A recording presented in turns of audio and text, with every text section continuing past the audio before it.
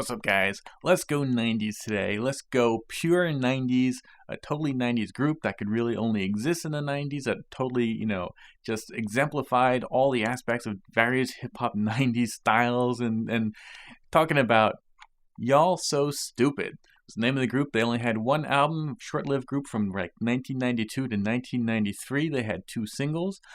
Probably their better-known single, and the one you might expect me really to focus on, is the title cut of that album, Van Full of Pakistans.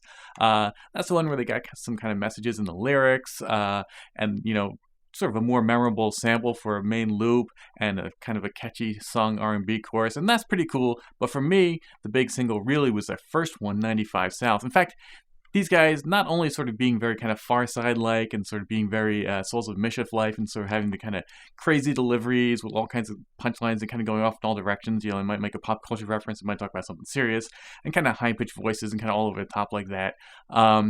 But like Souls of Mischief, I think it's really, they had the kind of the first slightly more underground, slightly harder, That's When You Lost single, and then their kind of big crossover, smoother one, 93 to Infinity. And that's sort of how I feel about the Y'all So Stupid singles. I think it's sort of the same way. 95 South was their first one, a little bit more underground, a little bit rougher, and then they had the more kind of smoothed out Van Full of Pakistans, which, by the way, I have no idea why it's actually called Van Full of Pakistans. They don't relate it in the lyrics at all. But anyway, to me, that's definitely a cool single, and actually the whole album is pretty cool, but it's really all about that first single, 95 South. Or, I'm sorry, 85 South. 95 South is a whole Miami-based group that I've talked about before. 85 South. And Y'all So Stupid is a four-man crew, basically, consisting of three MCs and a DJ, so it's H2O, Logic, Uncle Buck, and then the DJ Shaw Boogie. They also had a regular producer, Spearhead X, but I don't think he was actually an official member of the group. Like, he didn't make the album covers or anything, but he certainly produced almost all their stuff. And these guys are from Atlanta, although I believe one of the MCs is actually originally from Brooklyn, and that's why they have a lot more kind of New York influence to their stuff. But this is an Atlanta group, and they're signed to Rowdy Records. They're label mates at the same time with The King and I. In fact, The King and I did the only guest production pretty much on the album. They did two songs. Everything else was by, again, their own guy, Spearhead X. And they broke up pretty much shortly after they got dropped from the label. And it's kind of too bad because they were definitely talented.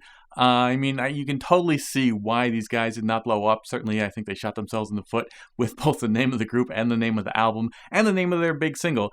And you can sort of see them being very kind of subversive and not really wanting to play the label's game in all the wrong ways, and then in other ways trying to be sort of kind of mainstream, so you could see why they didn't blow up. I do feel like if they had a little bit of a bigger push, a little bit more marketing budget, they could have lasted like a couple albums. They could have gotten a little bit more recognition, because I do think almost everybody who's familiar with this album remembers it pretty fondly. So why 85 South? Here's the 12-inch single right here, picture cover, of course.